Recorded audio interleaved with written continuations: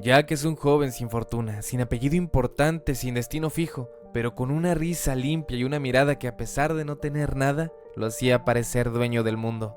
A su lado, su amigo Fabrizio, un italiano soñador y torpe cómplice de sus locuras. Ambos, en un pequeño bar al lado del puerto, juegan una partida de póker que decidirá su destino. El aire huele a tabaco, a sudor, a azar, y en la mesa, entre manos rápidas y gritos de emoción, Jack gana 2 boletos para el viaje más grande de su vida. Un pasaje en tercera clase en el barco más majestuoso jamás construido, el Titanic. Entre risas y golpes amistosos, Jack grita: voy a América. No tiene dinero, ni ropa de gala, ni un plan concreto, pero tiene algo más valioso: la fe en el instante. La certeza de que cada día puede ser una aventura si uno se atreve a vivirlo.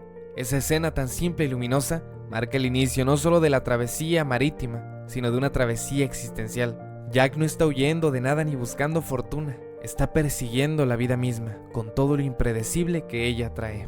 Cuando corre al muelle con los boletos en la mano, el barco ya está zarpando. Las sirenas suenan, la multitud despide al gigante blanco que corta el océano. Jack y Fabrizio logran subir en el último momento, con el corazón latiendo a toda velocidad entre risas, jadeos y un júbilo que parece infantil. En la cubierta, el viento le da en la cara y Jack levanta los brazos gritando: soy el rey del mundo. Esta frase, que el tiempo convirtió en un ícono del cine, es más que un grito de euforia. Es la proclamación de un alma libre. En un mundo dominado por la apariencia, Jack representa lo auténtico. El hombre que no teme al fracaso porque no teme a perder. Esa libertad, sin embargo, es peligrosa, porque la libertad verdadera provoca, incomoda y deslumbra. El Titanic se extiende ante ellos como una ciudad flotante. En las cubiertas altas, los ricos desfilan con abrigos de piel y joyas que reflejan el sol. Hablan con la solemnidad de quienes creen haber domesticado al mundo. En las entrañas del barco, los obreros y los inmigrantes, gente como Jack, festejan con música, cerveza y sueños. 2 mundos viajan juntos, pero no se miran. Y ahí está el contraste que define toda la historia. El espíritu libre frente al espíritu encadenado, mientras Jack observa el horizonte con hambre del mundo. En otra parte del barco, Rose contempla ese mismo mar con hastío. Ella, nacida en el lujo, siente que su vida está ya escrita por otros. Comprometida con Cal, un hombre tan rico como cruel, vive rodeada de todo lo que se supone debe hacerla feliz. Joyas, vestidos, privilegios, pero por dentro se asfixia. En un mismo barco viajan los extremos de la condición humana, los que persiguen el futuro con hambre y los que lo temen, porque lo tienen todo que perder. El Titanic, majestuoso e imponente, no es solo un escenario, es un símbolo. Es la representación del orgullo humano, del espejismo del control. El hombre lo ha construido para demostrar su poder, para burlarse del destino, para desafiar incluso al mar. Ni Dios podría hundirlo, dicen los periódicos. Esa frase arrogante, casi blasfema, define la esencia de la época. En la superficie, el Titanic es belleza, grandeza, civilización, pero debajo, como en el alma humana, hay fuego, ruido y oscuridad. Las calderas rugen, los trabajadores sudan, el metal vibra. Todo lo que arriba parece armonía y lujo, abajo es esfuerzo y sacrificio. Es el reflejo perfecto de la sociedad. Unos pocos disfrutan del banquete mientras otros sostienen el peso del mundo sin ser vistos. De esta manera el barco avanza. El sol cae sobre el mar y tiñe de oro las olas. Las risas de los niños, el murmullo de las conversaciones, las notas de la orquesta. Todo parece eterno. Nadie sospecha que ese viaje de lujo es también una cuenta regresiva. Cada minuto de esplendor los acerca más al abismo. Y ahí, entre el ruido de las hélices y el brillo del sol, 2 almas que pertenecen a mundos distintos, Jack y Rose, se preparan para encontrarse. Por destino, sino por esa fuerza invisible que a veces une a las personas en el momento exacto en que el universo decide enseñarles algo. El barco de los sueños zarpó con más de 2000 almas a bordo, pero solo 2 bastarían para convertir aquella tragedia en una historia inmortal. Con el Titanic en marcha en la tercera clase, entre música, humo y risas, Jack vivía el viaje como quien ha ganado una segunda vida. No tenía camarote de lujo ni sirvientes que lo llamaran señor, pero tenía lo que todos los demás habían olvidado: el gusto de existir. Dormía poco, dibujaba mucho, observaba todo. No buscaba impresionar a nadie, solo miraba. Miraba el mar, las estrellas, las caras de la gente, como si todo fuera un milagro al alcance de la vista. Mientras tanto, en las cubiertas altas, Rose caminaba entre alfombras persas y porcelanas francesas, con un corsé tan ajustado que apenas podía respirar. Cada paso era un acto de control. Su madre la observaba con esa mirada que confunde el amor con la presión, recordándole que su deber era mantener el apellido, sostener la imagen y conservar las apariencias. En ese mundo de privilegio, cada gesto debía ser perfecto, cada palabra medida. Rose sonreía por fuera, pero por dentro se moría lentamente. Había en ella una tristeza que nadie veía, porque el dolor de los privilegiados no grita, se disfraza de educación. En su prometido, Cal, veía la confirmación de su encierro. Él no la amaba, la poseía. No la miraba como una mujer, sino como una extensión de su éxito. Su forma de hablar, sus regalos costosos, incluso el collar con el diamante azul, el corazón del mar, eran parte del mismo gesto de dominio. Para él, el amor era una propiedad más. Psicológicamente, Rose representa la disonancia entre el deber y el deseo. Ha sido educada para obedecer, para ajustarse a un molde, pero su alma, ese espacio invisible donde vive lo auténtico, grita por liberarse. La vemos en silencio mirando el horizonte aferrada al barandal. Su mirada no es la de una mujer enamorada, sino la de alguien que busca un escape. Y el escape, como la vida misma, llega disfrazado de casualidad. En una noche fría, incapaz de soportar más, Rose corre hasta la popa del barco. La luna ilumina su figura. Se detiene frente al abismo y en un acto desesperado intenta saltar. En ese instante aparece Jack. No llega con heroísmo, sino con humanidad. No la trata como una dama en apuros, sino como una persona que sufre.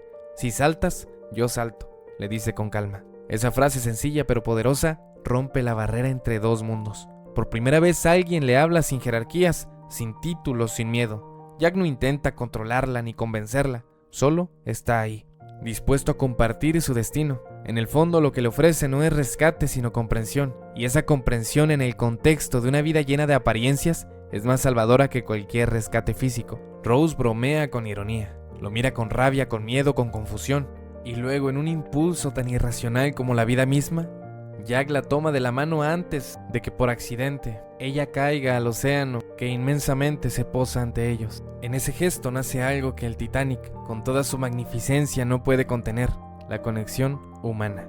El capitán, los guardias, los sirvientes, todos llegan corriendo escandalizados. Rose inventa una excusa para ocultar lo que realmente ocurrió.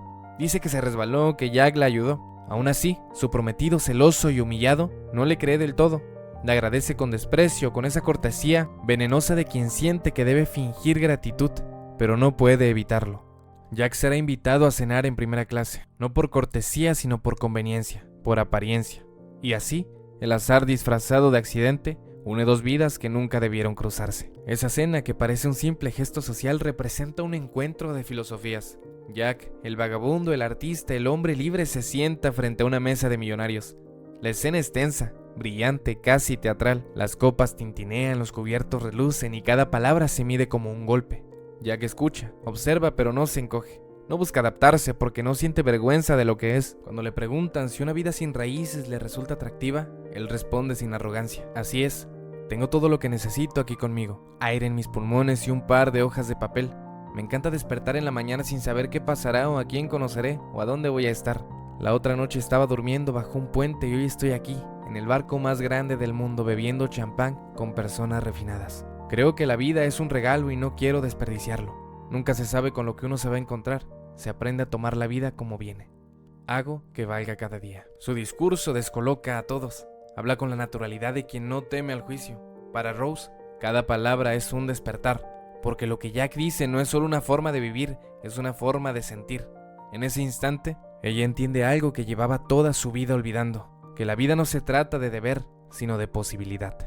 Después de la cena, los hombres se quedan hablando de política, mientras Jack, en un gesto casi infantil, se despide de Rose dándole discretamente una nota: hazme el honor de venir esta noche a una fiesta real, en tercera clase. Rose sonríe incrédula, pero la curiosidad puede más que el miedo. Esa noche baja, y lo que encuentra no es una fiesta vulgar, sino la celebración más humana que jamás haya visto. Violines, risas, pasos descalzos, cerveza derramada, abrazos sinceros. No hay protocolo, no hay títulos, no hay clases, solo gente viva sintiendo. Allí, entre saltos y risas, Jack la toma de la mano y le enseña a bailar. La cámara gira con ellos como si el mundo se hubiera invertido. Rose, por primera vez, se siente libre.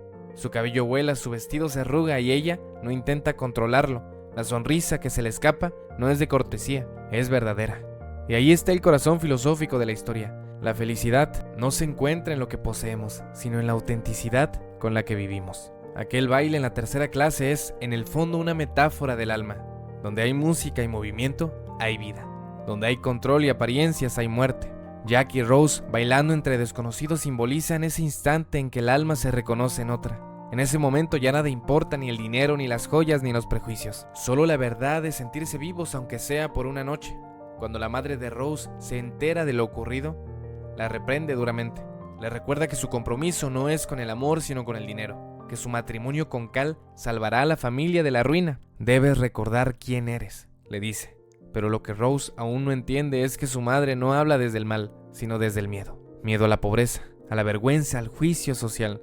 Es el mismo miedo que sostiene las cadenas de todos los personajes de primera clase. Jack, en cambio, no teme nada porque ya lo perdió todo. Y esa diferencia marca el conflicto central de la historia.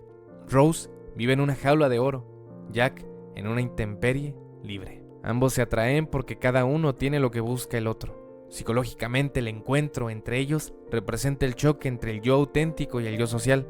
Jack no tiene que representar a nadie. Rose, en cambio, ha vivido toda su vida representando un papel que no eligió. Por eso, cuando se miran, no ven a un extraño, sino a sí mismos. En un barco que se creía eterno, dos personas comienzan a descubrir que lo único verdaderamente inmortal no está hecho de acero, ni de lujo, ni de diamantes.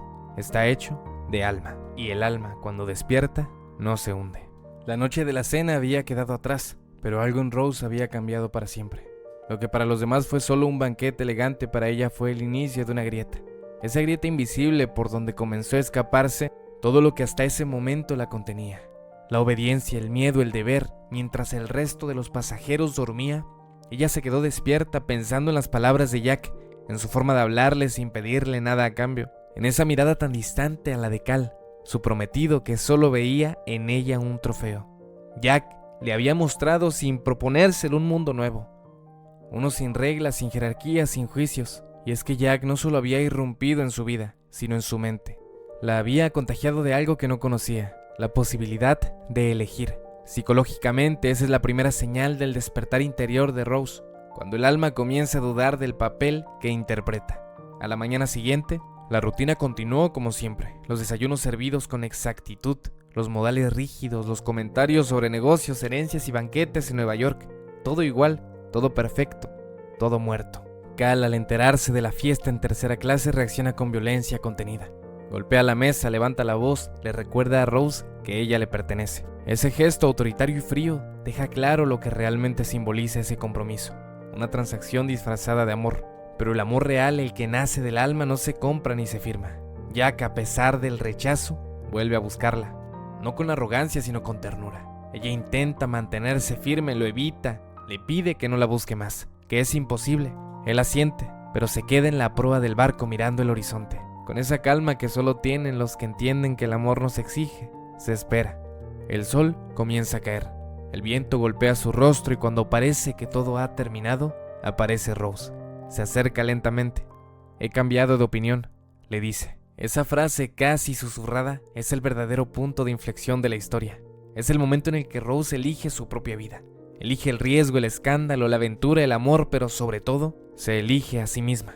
Jack la toma de la mano y la lleva al borde de la proa.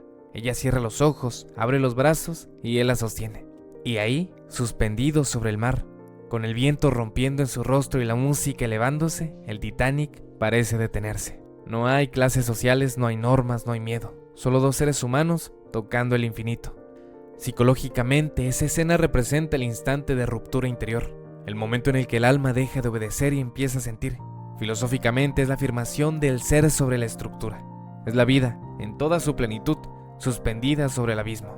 El mar que más tarde será tumba aquí es símbolo de libertad, y el viento que después traerá el frío de la muerte ahora es la caricia de la existencia. Jack y Rose en esa escena inmortal no solo están abrazados, están desafiando el destino. Y el destino silencioso ya los observa desde el horizonte, esperando el momento en que todo lo sublime deba ser puesto a prueba. Posteriormente, en uno de los camarotes más lujosos, Rose le pide a Jack, casi como una confesión, que la pinte, como una de sus chicas francesas. La escena más que erótica es poética. Rose se desnuda no por deseo, sino por liberación. Es un acto simbólico. Se despoja de la armadura social, de los vestidos que la oprimen, de la imagen que el mundo exige. Por primera vez se muestra tal cual es, sin miedo, sin maquillaje, sin máscaras. Jack, frente a ella, no la mira como un objeto, sino como un misterio. Siente respeto e inspiración. No hay lujuria en sus ojos, sino asombro. Cuando termina, Jack la mira. Ella sonríe con una serenidad que no había tenido nunca. Gracias, le dice con una voz tranquila. Jack no responde. Solo guarda el dibujo en una carpeta. Ese retrato se convertirá en testimonio, en reliquia, en el único vestigio de lo que realmente vivieron. Pero en ese momento ninguno lo sabe, solo sienten que algo sagrado acaba de ocurrir. Una mujer se ha redescubierto a través de la mirada de un hombre que no la quería poseer, sino entender. Rose, aún envuelta en esa sensación, se levanta, se viste y antes de salir, coloca el dibujo y el collar, el corazón del mar, regalo de su prometido, en una caja fuerte junto con una nota. En ella escribe algo que es mitad burla, mitad despedida. Ahora ya tienes el corazón, y a Jack también. La nota no es solo un desafío a su prometido, es una declaración de independencia, un gesto simbólico de ruptura con ese mundo que la tenía atada. Es su manera de decir, ya no soy tuya, ni de nadie. Pero la libertad, en su forma más pura, siempre incomoda, y pronto esa pequeña rebeldía se convierte en amenaza. Un sirviente de Cal los ha visto salir del camarote juntos. Los sigue, los espía y los persigue por todo el barco. De esta manera y como intento de escapar, Jack y Rose terminan en un auto que se traslada como equipaje en una de las bodegas del barco. En ese momento, firman su carta de amor entregándose a la intimidad, para posteriormente subir a la parte alta del barco y bajo la lluvia y la inmensidad del mar, capturar una de las escenas más románticas del cine, que repentinamente se ve contrastada con reportes de hielo al capitán y los oficiales. A las 11:40 de la noche, el vigía ve un punto oscuro en el horizonte. Iceberg derecho al frente. Las campanas suenan, los timones giran, los motores se detienen, pero es demasiado tarde. Yo que no es un estruendo, es un susurro mortal. El iceberg rasga el casco como una hoja de papel. El barco vibra, se estremece. Al principio, los pasajeros no entienden, piensan que solo fue un golpe. Los de tercera clase sienten un ligero temblor, los de primera apenas se inmutan. El lujo, como siempre, disfraza el peligro. Es en ese momento cuando Jack y Rose bajan de nuevo al camarote para avisar a los pasajeros. Es ahí cuando Cal siembra una trampa. Coloca el collar del corazón del mar en el abrigo de Jack y lo acusa de ladrón. Es la vieja historia del poder: cuando el débil desafía al fuerte, el sistema responde con castigo. Jack es arrestado y esposado en la parte baja del barco. Rose, indignada, intenta defenderlo, pero nadie le cree. Y es así como se comienza a ver el primer indicio de la tragedia. El agua comienza a entrar con fuerza. Las compuertas se cierran, las calderas se apagan, y el Titanic, el barco que ni Dios podía hundir, comienza a hundirse. Mientras tanto, Jack sigue esposado en una habitación húmeda, con el agua subiéndole a los tobillos, golpea las paredes, grita, pero nadie lo escucha. Arriba, el caos comienza a propagarse. El capitán recibe la noticia. Los compartimentos se están llenando. El barco se hundirá. El orgullo se quiebra en su rostro. No hay tecnología ni dinero que lo salve ahora. Rose, al enterarse de la magnitud del desastre, toma la decisión más importante de su vida: regresar por Jack. Baja corriendo por los pasillos inundados, su vestido se empapa, el aire se enfría. Los marineros intentan detenerla, pero ella no escucha. Busca, grita su nombre, lo encuentra esposado a una tubería, empapado, exhausto, pero aún con la mirada viva. Sin embargo, no hay llaves. Es así como Rose toma un hacha, sus manos tiemblan, cierra los ojos, respira y golpea. El metal se rompe.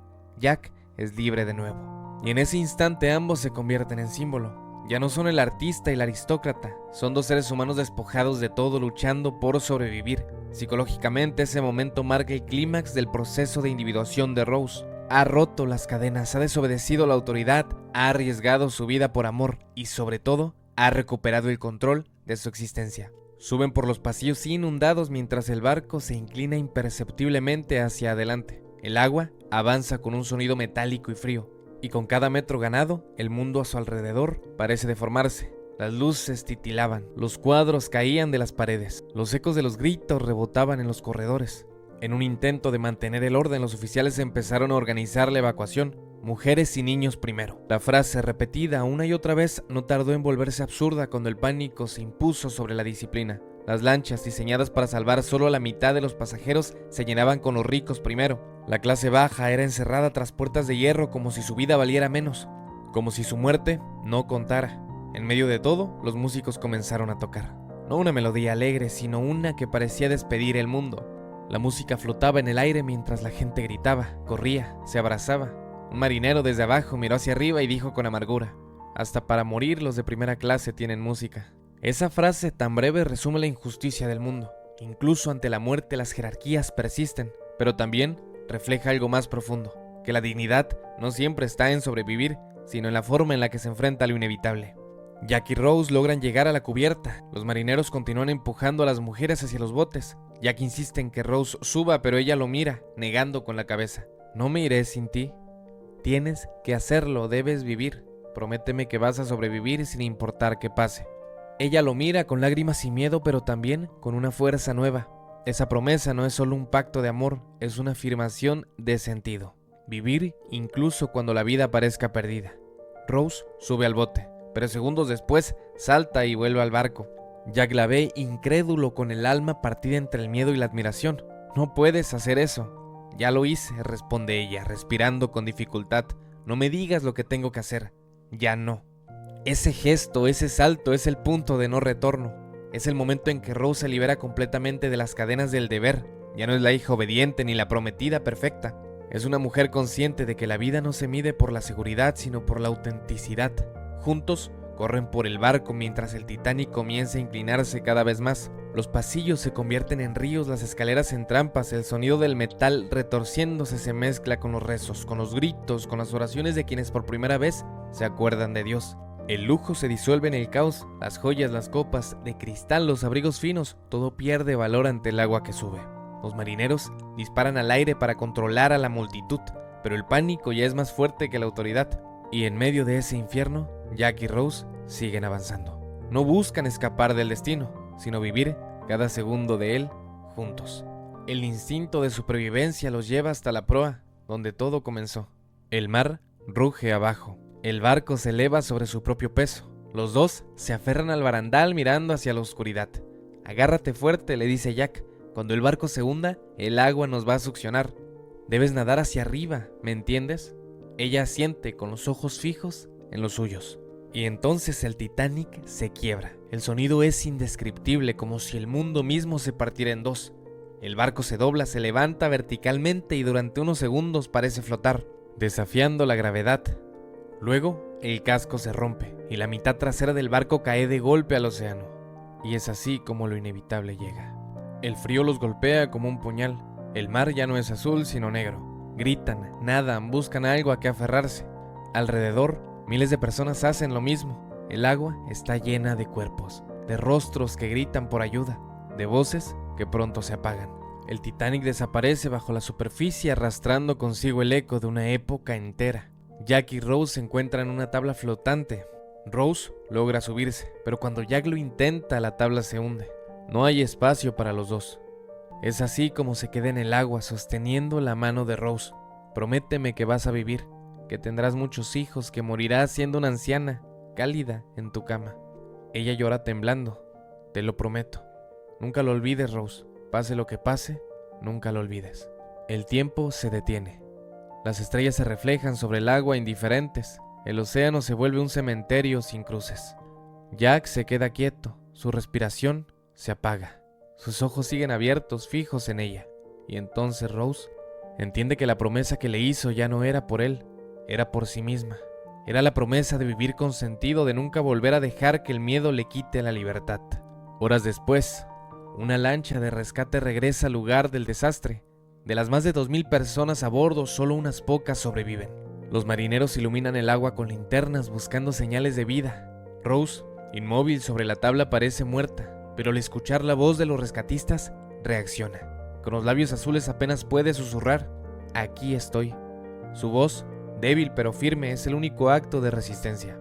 Buscando la manera, logra llamar su atención, logrando ser rescatada. Horas después, cuando el amanecer comienza a colorear el cielo, llega el barco de rescate. Rose está temblando, cubierta con una manta. En la cubierta los rostros son pálidos, vacíos y quebrados.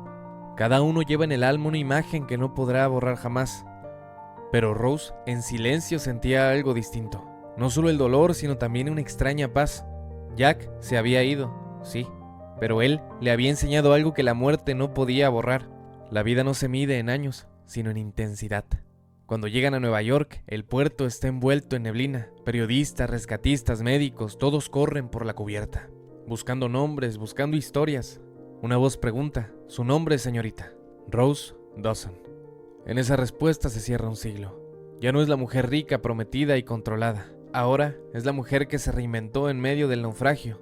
Es así como en las siguientes escenas podemos ver cómo los años pasan y Rose cumple su promesa. Vive, viaja, ama, ríe, tiene hijos y envejece. Construye una vida entera pero nunca olvida. Jack nunca vuelve a ser mencionado en voz alta, su recuerdo vive en silencio, en la intimidad de su alma. Porque hay amores que no necesitan ser contados, existen en el espacio donde el lenguaje no alcanza. Décadas más tarde, los hombres que buscan tesoros en las profundidades encuentran un retrato, una mujer desnuda con un collar azul en el cuello. El dibujo intacto resistió lo que el acero no pudo, y así, en un barco moderno, lleno de pantallas, cámaras y tecnología, Rose vuelve a contar su historia. No para revivir el pasado, sino para liberarlo. Mientras relata cada momento, su voz se quiebra, pero sus ojos brillan. Cada palabra que pronuncia es una forma de cerrar heridas. Ella no habla desde la nostalgia, sino desde la comprensión. Ha pasado toda una vida, pero la memoria, como el mar, nunca olvida. Una noche, ya sola en la cubierta del barco que la llevó de regreso al sitio del naufragio, Rose se levanta lentamente de su cama. Su cabello blanco flota con el viento. Camina descalza, con una serenidad que solo tienen los que ya han hecho las paces con el tiempo. Dentro de su bolsa, el corazón del mar. El mismo diamante que fue símbolo de riqueza, de poder, de pertenencia. La joya que provocó tantas mentiras, tantas obsesiones, tantos celos. La observa por un momento, el reflejo azul ilumina su rostro arrugado. Sonríe y con ternura de quien comprende algo que los demás no, la lanza al océano. El sonido del agua al recibirla es casi imperceptible, pero ese gesto lo dice todo. No lanza solo una joya, lanza una vida entera. Lanza la culpa, el pasado, la obediencia, el peso de los recuerdos. Es su manera de entregarse al mar, no con miedo, sino con gratitud. Porque el océano, que un día se llevó a Jack, ahora es el guardián de su historia. Filosóficamente, ese acto es el cierre del círculo, de volver al origen, lo que nunca le perteneció. Psicológicamente, es la reconciliación final del yo. Rose ha integrado su pasado, ha aceptado su dolor y ha comprendido que el amor, cuando es verdadero, no necesita sobrevivir en lo material, sino en la memoria. Esa noche, mientras el barco navega bajo un cielo lleno de estrellas, Rose se acuesta en su cama. Las fotografías junto a su cama muestran la vida que tuvo, montando a caballo, riendo con sus hijos, volando en un avión, caminando sobre un puente. Vivió todo lo que Jack le pidió, cumplió su promesa. Cierra los ojos y en silencio se escucha el mar. El agua la arrulla como si le invitara a descansar. Su respiración se apaga lentamente y el tiempo se detiene una vez más. De pronto la pantalla se llena de luz. Rose camina por la escalera del Titanic, rejuvenecida, vestida de blanco. Todo está igual que antes. Los candelabros, la madera, la música, la tripulación, los pasajeros, todos los que murieron están allí, esperándola. Y al final de la escalera, frente al reloj, está Jack. Él la mira con la misma sonrisa de siempre, esa mezcla de inocencia y certeza. Ella sube los últimos escalones. El reloj marca las 2 de la madrugada, la hora exacta en que el Titanic se hundió. Él extiende la mano y ella la toma. En medio de un aplauso silencioso se besan. No es un reencuentro romántico, es simbólico, representa el retorno al origen, la fusión del alma con aquello que la hizo despertar. Rose no muere, trasciende, porque lo vivido con sentido nunca muere, se transforma. Filosóficamente, el Titanic no trata de la muerte, sino del renacimiento. Jack y Rose son 2 arquetipos eternos, él el espíritu libre, ella el alma que despierta. Su historia no busca inmortalidad, sino plenitud. Cuando todo lo material se hundió, su amor flotó. Y en la profundidad del océano, entre el eco del tiempo y la memoria, permaneció la única verdad que sobrevive a la tragedia. Que la libertad y el amor no son cosas que se poseen, sino experiencias que se viven, aunque sea solo una vez.